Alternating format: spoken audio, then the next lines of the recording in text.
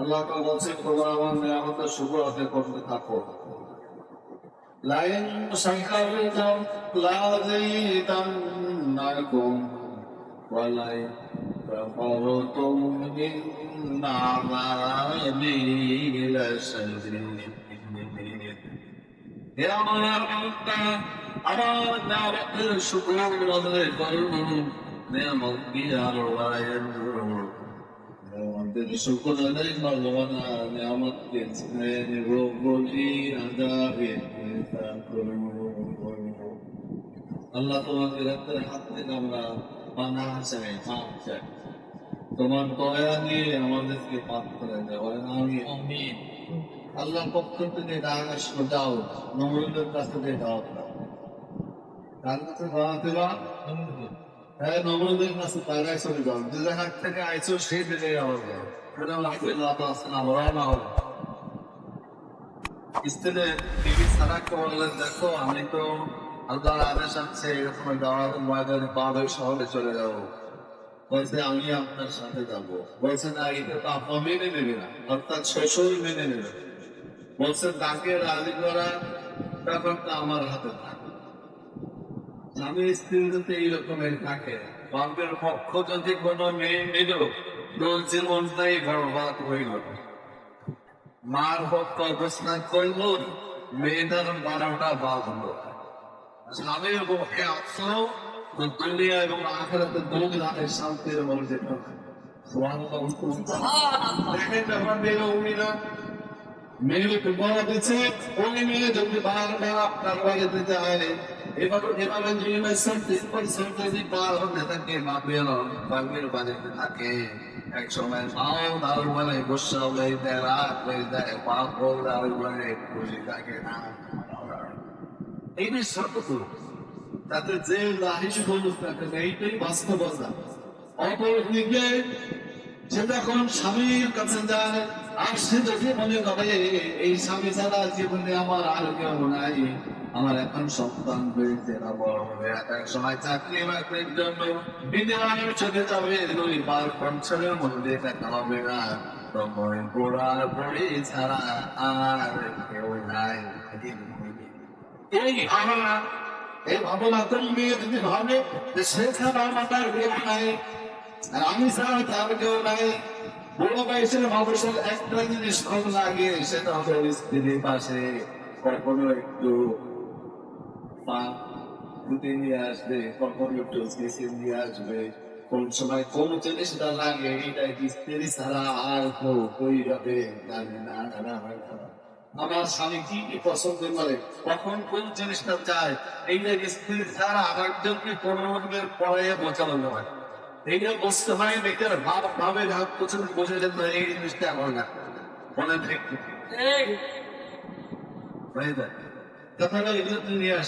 এই ঘটনার ভেতরে আমাদের কি শিক্ষণীয় পিতার সঙ্গে আলার অবস্থানটা কি, বেবি জান আমাদের মা তার অবস্থানটা কেন, বলছে অভিনবটা আমার উপর ছেড়ে দেন, পিতাকে বলে রাতে খুশি করার দায়িত্ব আমার।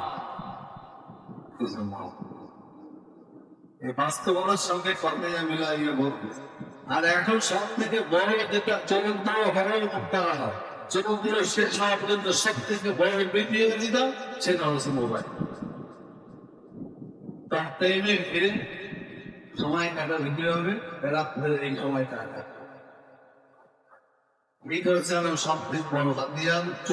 নষ্ট হন, ছেলে মেয়ে নষ্ট হন। আপনি ঘুমিয়ে আছেন, আপনার বিবিও ঘুমিয়ে আছে, কিন্তু মেয়ের বিবিদের মধ্যে ঘুমায় নাই, ছেলে 5টার মধ্যে ঘুমায় নাই, এখন সবে মাত্র ঘুমানো 5টার পর। এরকম সমাজটা এরকম হয়ে গেছে। যারা একটু বাটল করতে পারছে আলহামদুলিল্লাহ, আর চেষ্টা করবার দোয়া করবো, যে দোয়ার কারণে সেই দোয়াটাও কোরআন শরীফে শিখিয়ে দিতে তাও বাড়াইছে আমাদের পিতার দল কি দোয়া তুমি করবো না, দোয়া ছেলের জন্য সে দোয়ার কথা কিন্তু করে আর সে কথা ওই কোরআন শরীফে পরিপূর্ণ করে দিয়েছে। যারা বললেন আমি রাজি করলাম পিতাকে, এবার তিনি আপনাকে বাবেলের দিকে না হলে তাকে মানুষদেরকে দাওয়াত দিচ্ছেন, মানুষ কেউ কোনো কারণে আসতেছে, চলে আসতেছে, আর কিছু মানুষ আসতেছে না। এভাবে দাওয়াত দিতে দিতে একসময় মিশর মিশরের দাস চলতে পারলেন।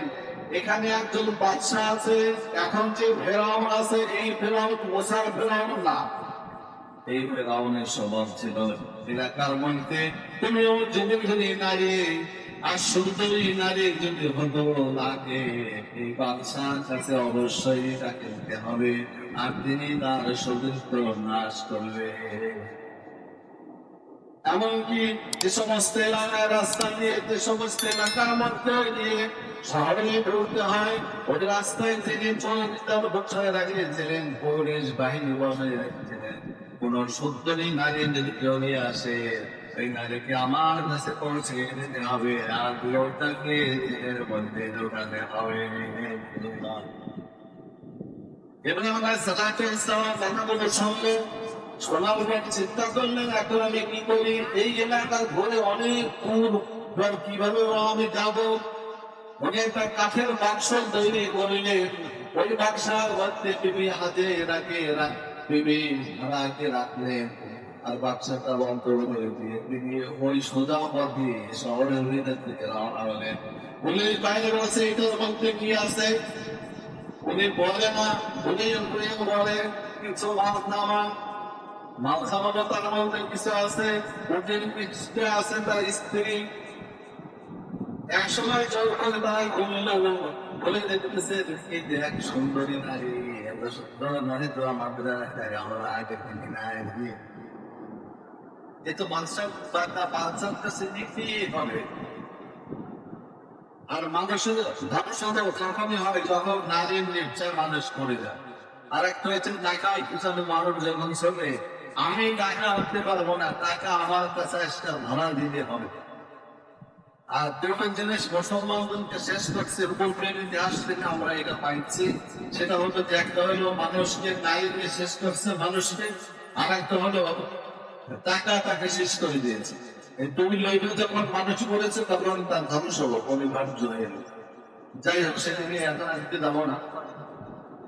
উনি তখন গ্রেপ্তার করে তাকে নেওয়া হলো, গ্রেপ্তার করে তখন কাছে দেওয়া হলো না হলো, মেয়েটাকে নাম পাহলে অর্থাৎ বাদশার কাছে নেওয়ার পর বাদশাহ বললেন, আমার রাজনীতির অর্ধেকটা হয়ে থাকবে, আমার দিকে থাকবে।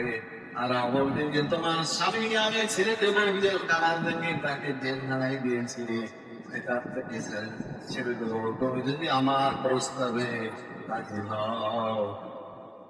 তারা বলছে, আমাকে আপনি ছেড়ে দেন, আর আমার স্বামী তো মুক্তি করে দেন।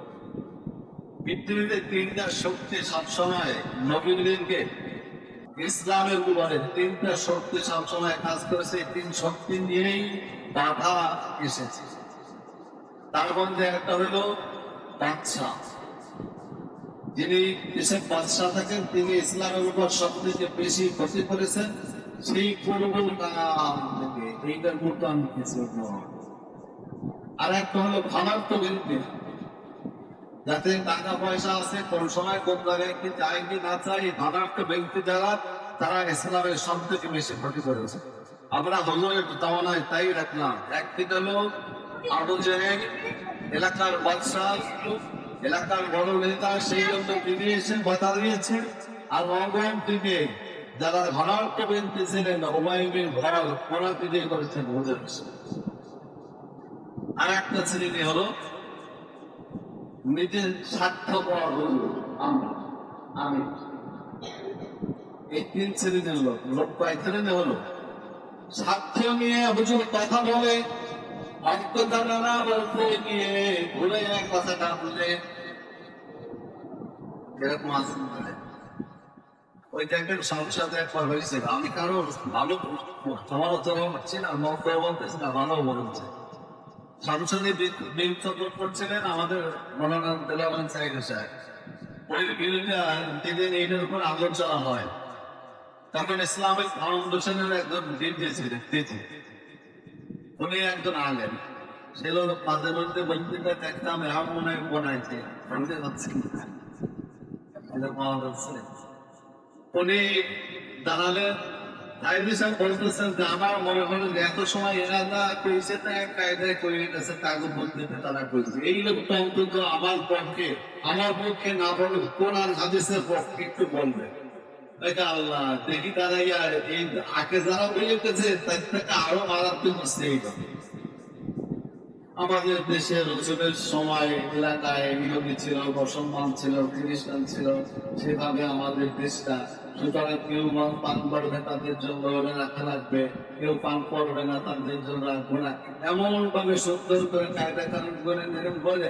আর সাইন্টিস্ট বলতেছেন যে আমি ভাবলাম যে মানুষ টাকার জন্য গোলামি করার জন্য আগে তুলল ক্ষমতার জন্য হয়ে যায়, অর্থাৎ ইসলাম থেকে একবারে খারাপ হয়ে যায়। নারী বলেন আমি কয়টা লোকের কথা বললাম, তিন ব্যক্তি, কয় ব্যক্তি? একজন হচ্ছে বাদশা।